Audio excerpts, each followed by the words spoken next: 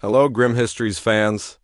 Welcome to a journey into the darkest corners of medieval history.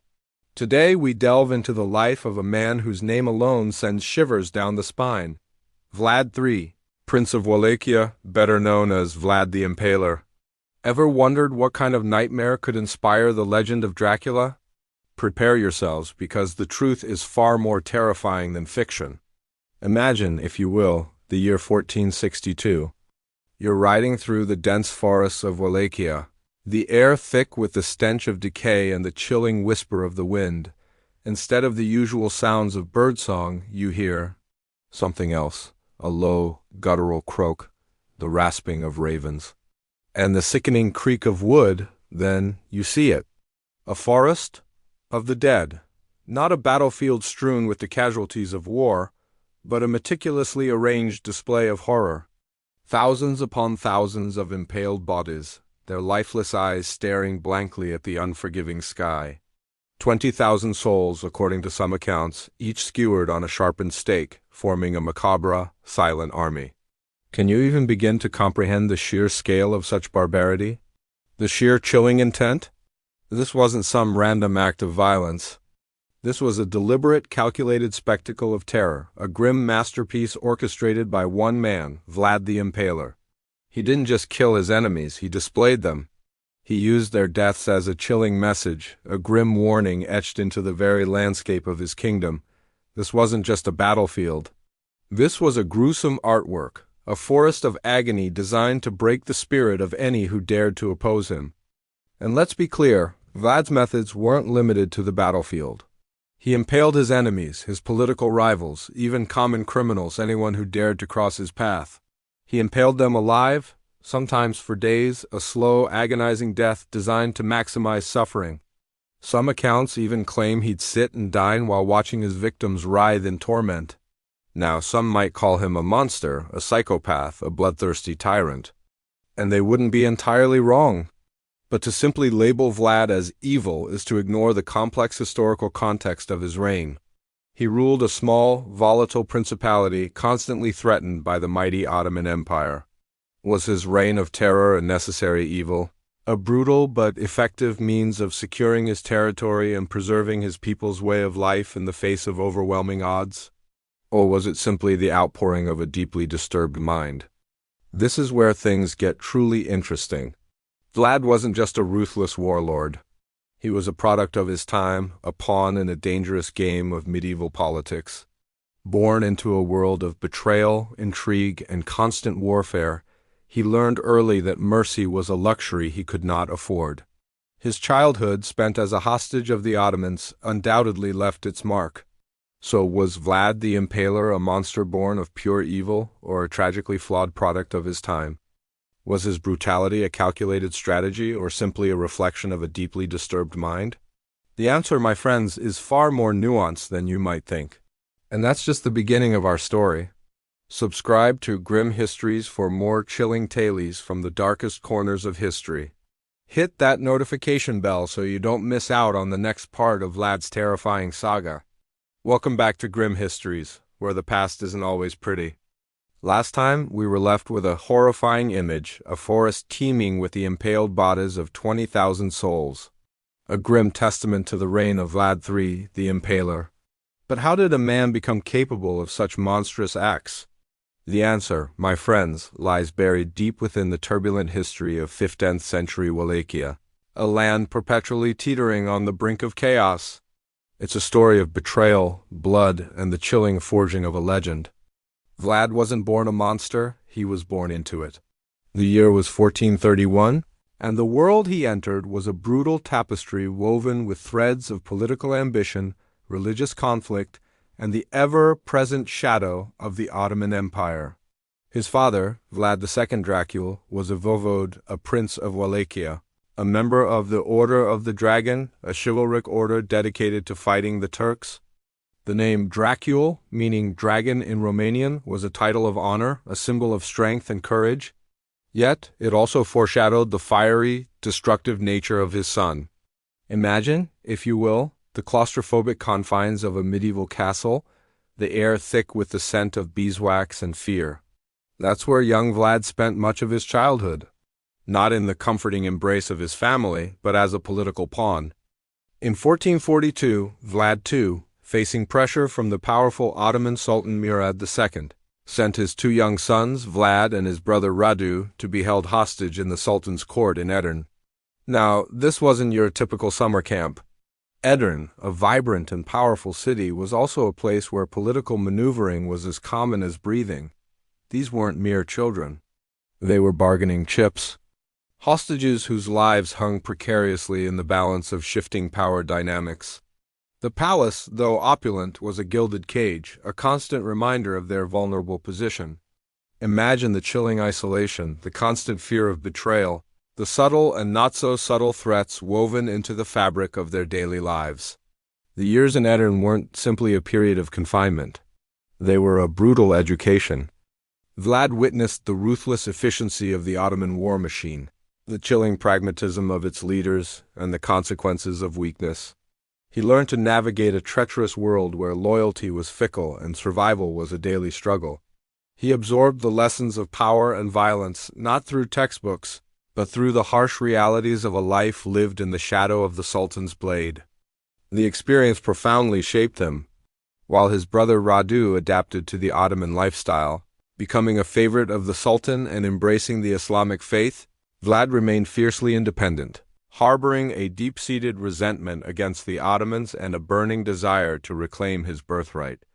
This resentment wasn't merely a personal grudge. It was fueled by a profound sense of betrayal. He had been handed over by his own father, a man he had revered. A man whose commitment to his people was ultimately overridden by the political pressures of his time. Upon his return to Wallachia, the seeds of his future cruelty had already been sown. His time as a hostage, far from breaking him, hardened him, sharpening his instincts for survival and fueling a ruthless pragmatism. The boy who had once lived in the shadow of a dragon had become something else entirely, something darker, something far more dangerous. The impalement, the brutality, the sheer terror he would unleash upon his enemies and his own people were not merely acts of sadistic pleasure. They were, in his twisted mind, the tools of a man fighting for survival in a world that had taught him only one language, that of violence. Welcome back, Grim Histories aficionados. Last time, we left you contemplating Vlad's brutal upbringing and the early influences that shaped his reign. Now, let's delve into the chilling heart of his terror, impalement. Was it simply sadistic bloodlust, or was there a chilling method to this medieval madness? Forget the romanticized images of Dracula. Vlad's impalement wasn't some random act of cruelty. It was a calculated, terrifying weapon, a form of psychological warfare unlike anything the world had seen. Imagine the scene, not just a battlefield littered with the dead, but a landscape transformed into a grotesque, ever-present reminder of Vlad's power. Thousands of bodies impaled on sharpened stakes, their agonizing death stretching out over days, weeks, even months.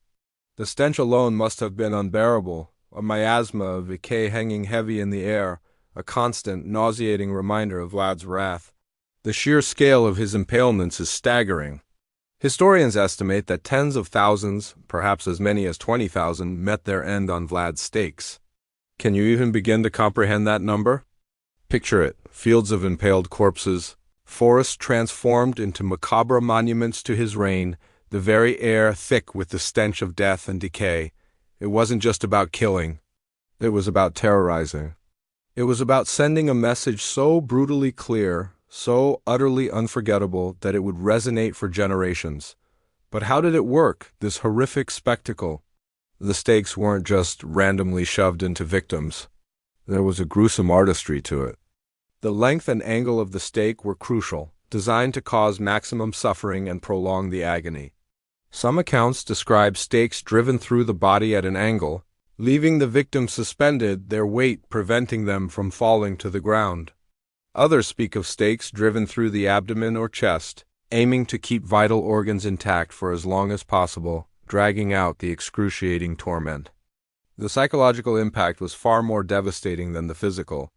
Imagine being a soldier in Vlad's enemy army, witnessing the horrific scene, knowing that the same fate awaited you if you failed to surrender or to obey.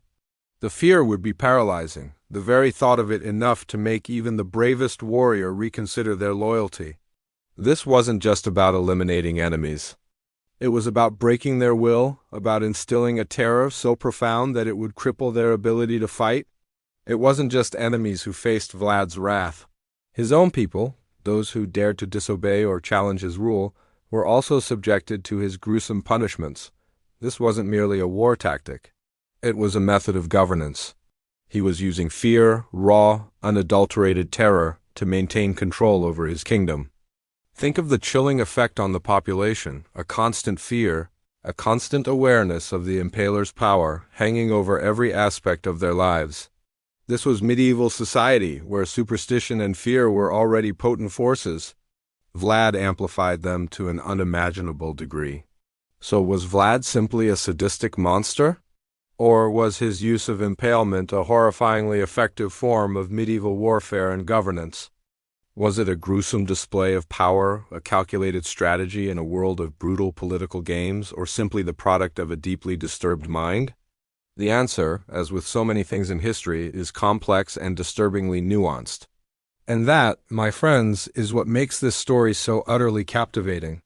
So we've seen the impalements, the sheer, horrifying scale of Vlad's brutality. We've glimpsed the chilling efficiency of his methods, the psychological warfare waged against his enemies and perhaps even his own people. But was Vlad only a monster? A blood-soaked caricature of cruelty, destined for the annals of history as a synonym for sadistic savagery? Or is there more to the story? A darker, more complex truth hidden beneath the layers of impaled corpses and whispered legends? The answer, my friends, is both. And therein lies the terrifying paradox of Vlad III, the Impaler. He wasn't simply a villain plucked from the darkest corners of the medieval imagination.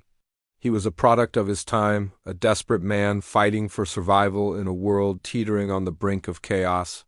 Wallachia, his kingdom, was a pawn in a much larger game, a volatile land sandwiched between the burgeoning Ottoman Empire and the fractured power structures of Eastern Europe.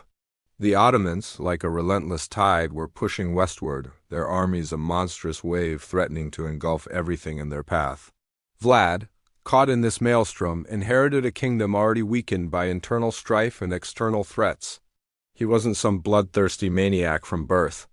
He was a prince trained in the brutal realities of medieval warfare, hardened by years as a hostage in the Ottoman court, learning their strategies firsthand, a chilling apprenticeship in the art of power and domination. He witnessed firsthand the ruthless efficiency of the Sultan's armies, the casual brutality with which they crushed resistance. Can you imagine the weight of that experience? The constant threat of invasion, the knowledge that your people are vulnerable, that your kingdom could be swallowed whole. Vlad understood this threat more intimately than most. His reign wasn't just a display of unbridled cruelty. It was, in his twisted way, a desperate attempt to defend his people, to prevent Wallachia from being absorbed into the Ottoman Empire. His methods, however, were extreme. Impalement wasn't just a punishment. It was a statement, a gruesome warning broadcast across the landscape. The towering forests of the impaled served as a deterrent, a chilling reminder of the fate that awaited anyone who dared to defy him, or even worse, betray him. This wasn't some whimsical indulgence. It was a calculated strategy, a desperate attempt to maintain order in a land already fractured by war and political intrigue. He was fighting for his survival and the survival of his people against an overwhelming force, and he used the tools and the terrors at his disposal. But the brutality wasn't limited to external enemies. Vlad's reign was also marked by internal purges, often directed at the boyars, the powerful noble families who constantly jostled for power, threatening the stability of his realm. His methods were ruthless, terrifying, and often indiscriminate. In this sense, he was both a protector and a tyrant, a savior and a destroyer, all rolled into one violently conflicted figure. This is where the true horror lies, not just in the impalements, but in the ambiguity. Was he a hero desperately defending his people from an overwhelming foe, resorting to brutal tactics out of necessity? Or a tyrannical monster who used the threat of the Ottomans as a justification for his own bloodlust? The answer, perhaps, lies somewhere in between. A chilling testament to the complexities of medieval power and the terrifying choices made in a world where survival often meant embracing cruelty. The lines blur, the gray areas expand, leaving us to grapple with a ruler who was simultaneously hero and villain, savior and destroyer, a testament to the chaotic and brutal realities of 5th-10th century Wallachia. So, we've journeyed through the brutal reign of Vlad III, the Impaler, a man whose name conjures images of unimaginable horror, but his story doesn't end with his death. Oh no, my friends, it's just the beginning of a truly chilling legend. Because Vlad the Impaler didn't just die, he became a myth. He became Dracula. Now, I know what you're thinking. Dracula? Vampires? That's just a spooky story for kids. But hold on to your crucifixes, because the truth is far more fascinating and far more disturbing. The connection between the historical Vlad and the literary Dracula isn't a simple coincidence. It's a direct line, a thread woven through centuries of whispers and half-remembered tales. Think about it, the name itself, Dracula, meaning son of the dragon, a title directly linked to Vlad's membership in the Order of the Dragon, a chivalric order dedicated to fighting the Ottoman threat. That's a pretty strong starting point, wouldn't you say? But it's more than just a name. It's the essence of the man. The chilling brutality, the unwavering ruthlessness, the sheer, unadulterated terror he inspired, all these elements found their way into Bram Stoker's infamous novel.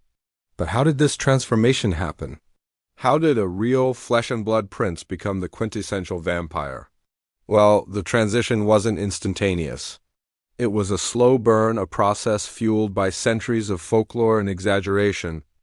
Stories of Vlad's cruelty spread like wildfire across Europe, morphing and changing with each retelling.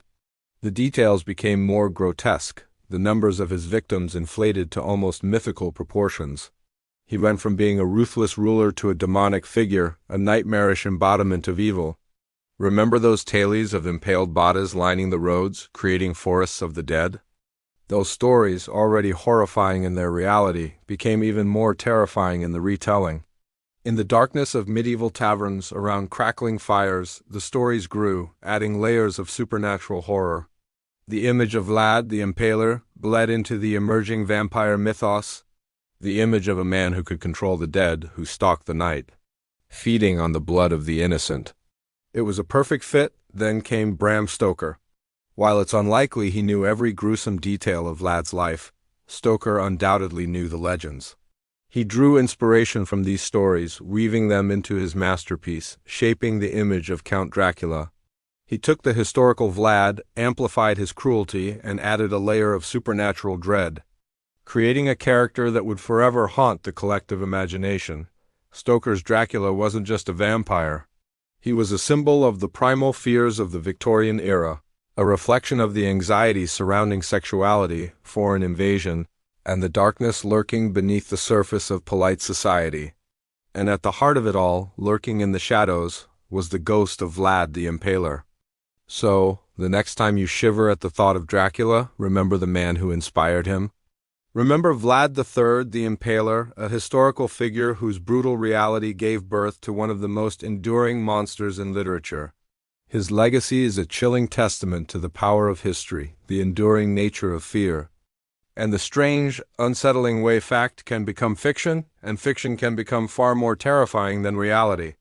So there he is, Vlad III, Prince of Wallachia, the Impaler. A man whose name conjures images of a forest of the dead, a landscape of impaled bodies stretching as far as the eye can see. We've journeyed through his brutal childhood, a pawn in the game of medieval power, forged in the fires of Ottoman oppression and shaped by the Order of the Dragon. We've witnessed his reign, a terrifying dance between brutal pragmatism and outright savagery, a desperate attempt to carve a space for his people in a world that relentlessly threatened to swallow them whole. Was he a hero, a defender of his land against a relentless enemy? Or was he simply a monster, a man whose cruelty knew no bounds? The answer perhaps lies somewhere unsettlingly in between. His methods were undeniably horrific, yet the context, the constant threat of Ottoman invasion, the precarious balance of power in 5th-10th century Europe forces us to confront the uncomfortable truth that even the most monstrous figures are often products of their time. But perhaps the most chilling aspect of Vlad's legacy isn't the sheer scale of his brutality, but its enduring power. His story, filtered through the lens of centuries, morphed into the myth of Dracula, a figure that continues to captivate and terrify. The image of the impaled, the sheer, horrifying scale of his acts, transcended time, weaving itself into our collective unconscious. A testament to the enduring power of both terror and the human capacity for both extraordinary cruelty and extraordinary resilience. The question remains, was Vlad a product of his time, or a harbinger of something far darker? The Forest of the Dead stands as a silent, gruesome testament, a chilling echo in the annals of history. What do you think? Was Vlad a ruthless tyrant, a desperate defender, or something else entirely? Let me know your theories in the comments below. Don't forget to like this video if you enjoyed this grim journey into history, and subscribe to Grim Histories for more chilling tales from the dark side of the past.